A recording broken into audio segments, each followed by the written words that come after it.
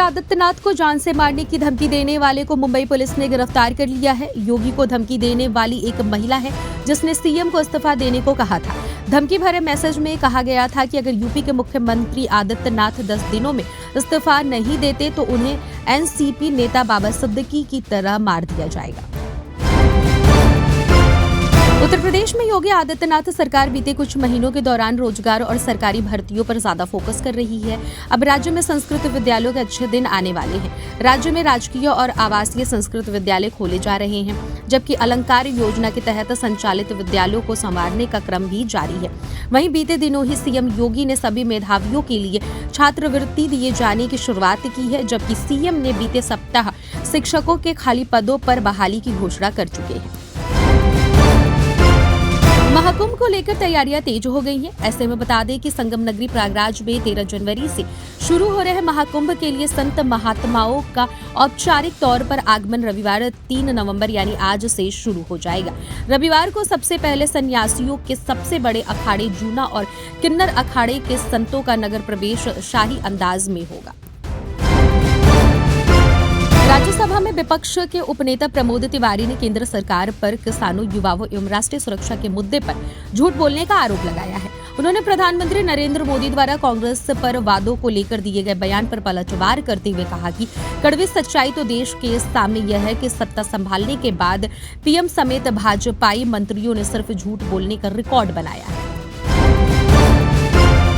मुख्यमंत्री योगी आदित्यनाथ का नारा बटेंगे तो कटेंगे पर इस वक्त जमकर सियासत हो रही है। विपक्ष लगातार हमलावर है। वहीं अब कॉमेडियन राजीव निगम ने अब इस नारे को लेकर बीजेपी पर हमला बोला है। राजीव निगम ने एक्स पर लिखा कि बटेंगे तो कटेंगे अब तक का सबसे नफरती स्लोगन है। ये बीजेपी के असली चरित्र को उजागर करता है, उसकी निराशा, हताशा, नीचे गिरने की हरकत को दिखाता है। भाजपाइयों, तुम नीचे गिरो लेकिन देश समाज को नीचे मत गिराओ। प्रदेश में ऐसे स्कूल जिसमें 50 से कम छात्र हैं, उन्हें दूसरे के साथ मर्ज करने पर विचार किया जा रहा है। वहीं इसे लेकर राजनेताओं की प्रतिक्रिया सामने आ रही है। इसी बीच बीएसपी चीफ मायावती ने प्रतिक्रिया दी है। मायावती ने कहा, यूपी सरकार द्वारा 50 से कम छात्रों वाले बदहाल 27,764 परिषदीय प्राथमिक और उच्च प्राथमिक विद्यालयों में जरूरी सुधार करके उन्हें बेहतर बनाने के उपाय करने के बजाय उनको बंद करके उनका दूसरे स्कूलों में विलय करने का फैसला उचित नहीं है। बसपा प्रमुख मायावती पर कांग्रेस प्रदेश अध्यक्ष अजय राय ने कहा कि मायावती जी को निश्चित तौर से मुख्यमंत्री बनाया गया था, लेकिन उनका जो सीएम के तौर पर दायित्व था या उसके बाद पूर्व सीएम के तौर पर या नेता के तौर पर जो दायित्व होना चाहिए था वह उन्होंने कभी भी पूरा नहीं किया। अनुसूचित जाति के साथ जितने रेप और अत्याचार हुए हैं और लखीमपुर खीरी में एक पासी समाज के बच्चे को हिरासत में ही मार दिया गया। प्रदेश के कन्नौज में दुनिया का सबसे ऊंचा अशोक स्तंभ बनेगा। बता दें कि छिबरामऊ के लक्ष्मी राम नगला गांव के जिला पंचायत अध्यक्ष प्रिया शाक्य के आवास पर आयोजित बैठक में इस परियोजना पर चर्चा हुई।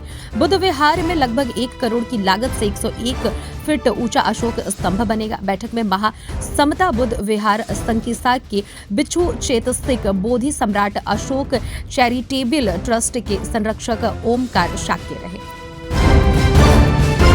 परिशुद्धगढ़ के गोविंदपुरी गांव में पटाखों की बिक्री की आड़ में 2 दरोगाओं पर अवैध वसूली और छेड़छाड़ का आरोप लगाते हुए ग्रामीणों ने बंधक बना लिया। धक्का मुक्की करते हुए उनकी पिटाई कर दी। सीओ सदर देहात नवीना शुक्ला कठौर मवाना और भावनपुर थाने की फोर्स के साथ गांव पहुंची और 3 घंटे की मशक्कत के बाद ग्रामीणों को समझाकर दोनों को बंधक मुक्त कराया।